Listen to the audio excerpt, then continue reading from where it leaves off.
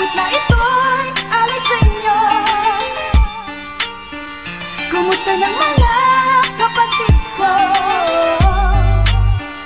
Naaalala bang nakaraan? Huwag sanang kalimutan ang ating samahan.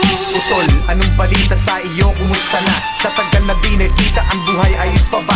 May asawa ka na ba? Saan kayo nakatira? Ako pa rin yung dating eboy at walang pinag-iba. Pakikumusta nga pala si nanay at si tatay, matagal na din ako di nakapasyal sa inyong bahay. Kung sa bagay, sadya tayong nasanay sa buhay, paisi-isi lang, mas madalas pa nga ang tagay. At sana'y inyong pang maalala, bawat pakikibaka, minsan may sariwain ng magandang pagsasama.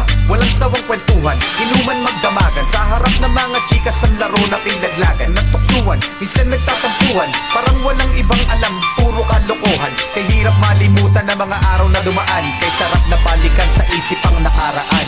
Utol, ang awit na ito'y alay sa inyo.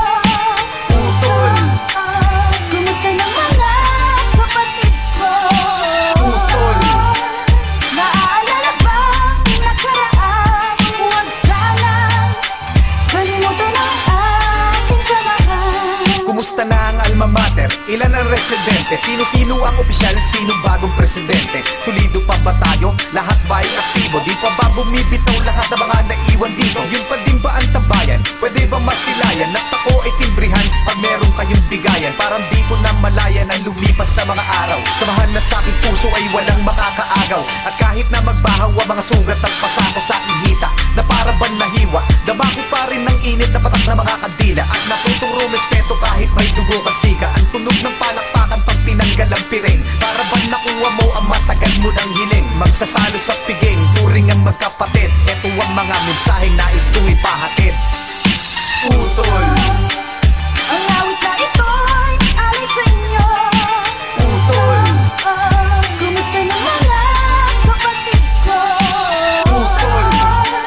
Naaalala bang nakaraan? Huwag sanang kalimutan ang ating samahan. At kahit na pinagalitan ng magulang sa pagsama, at lagi nasa sermonan dahil ako'y inuumaga, ang dami daw konsekwensya, sa iba may diferensya. Walang may dudulot na mabuti at masama ang impluensya. Ngunit sa aking konsensya may ibang paniniwala, kanya-kanya lang unawa, tayo'y di na mga bata. Basta't wag lang tapakan ng prinsipyo at kapatiran. Wala dapat pagtalunan, may tamang pangangatwiran. Ang aral ko natutunan, gagamitin at puhunan. Sa sariling paraan ng lipunan ay tutulungan. At itrato ang iba sa paraan na kung paano mo gusto na itrato ka rin nila, mag-iiba ang paningin at pananaw ng mga tao sa mundo. Na tayo'y mga edukado at hindi mga sanggano. Kahit gaano kakatapang ay marunong kang gumalang. Kapag may kasalanan ay tumatanggap ng salang. Tayo ay rumerespeto sa marunong rumispeto, at handa ko